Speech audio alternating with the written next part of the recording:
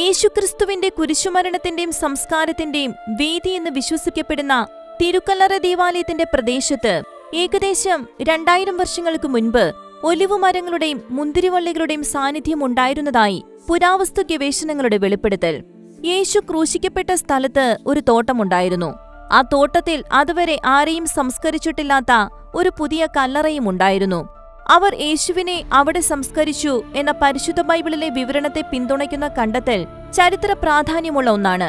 2019 Greek Orthodox patriarchate, Holy Land custody, Armenian patriarchate എന്നിവർ ചേർന്ന് ജെറുസലേമിൽ സ്ഥിതി ചെയ്യുന്ന ദേവാലയത്തിന്റെ തറ പുതുക്കി പണിയാനും തറയ്ക്കു താഴെ പുരാവസ്തു ഖനനത്തിനും അനുമതി നൽകി. പ്രൊഫസർ ഫ്രാൻസിസ്ക റോമാന സ്റ്റസോളയുടെ നേതൃത്വത്തിൽ റോമിലെ ലാ സപ്പിയൻസ സർവകലാശാലയിലെ പുരാവസ്തു ഗവേഷകരുടെ ഒരു സംഘം 2022 മുതൽ പള്ളിയുടെ കീഴെ ഖനനം നടത്തിവരികയാണ്. ടൈംസ് ഓഫ് ഇസ്രായേലിനോട് സംസാരിച്ച പ്രൊഫസർ സ്റ്റസോള ഒരു പുസ്തകത്തിന്റെ പേജുകൾ പോലെ പള്ളിയുടെ തറയ്ക്കു താഴെയുള്ള മറഞ്ഞിരിക്കുന്ന പാളികൾ ഇരുമ്പ് യുഗം മുതലുള്ള ജെറുസലേമിന്റെ ചരിത്രത്തിലേക്ക് വെളിച്ചം വീശുന്നവയാണെന്ന് വിശദീകരിച്ചു. പഴയ ജെറുസലേം നഗരത്തിന്റെ ഭൂരിഭാഗവും പോലെ പള്ളി ഒരു മുൻ ക്വാറിക്ക് മുകളിലാണ് സ്ഥിതി ചെയ്യുന്നത്.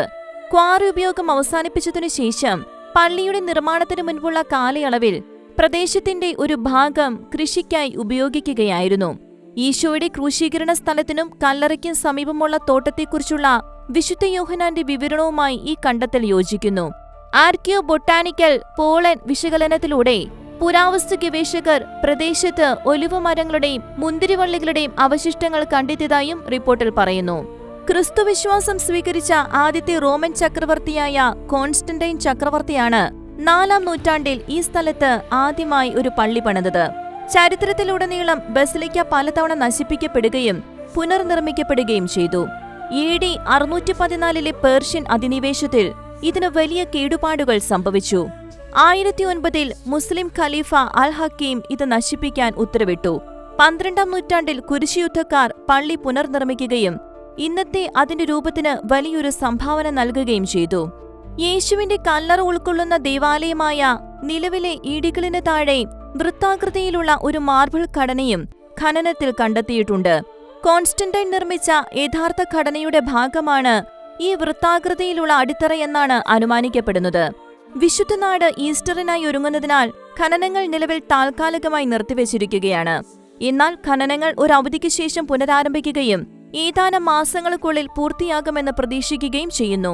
തിരുക്കല്ലറയുടെ ചരിത്രത്തെക്കുറിച്ചുള്ള തെളിവുകൾ പരിഗണിക്കാതെ തന്നെ തലമുറകളായി ആളുകൾ ഈ സ്ഥലത്തെ വണങ്ങുന്നുണ്ട് എന്നത് ഒരു വസ്തുനിഷ്ഠ യാഥാർത്ഥ്യമാണെന്ന് പ്രൊഫസർ സ്റ്റസോള ഊന്നി പറഞ്ഞു.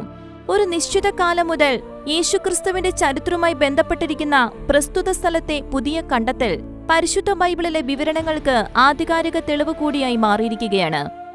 International desk, ഷെക്കന news.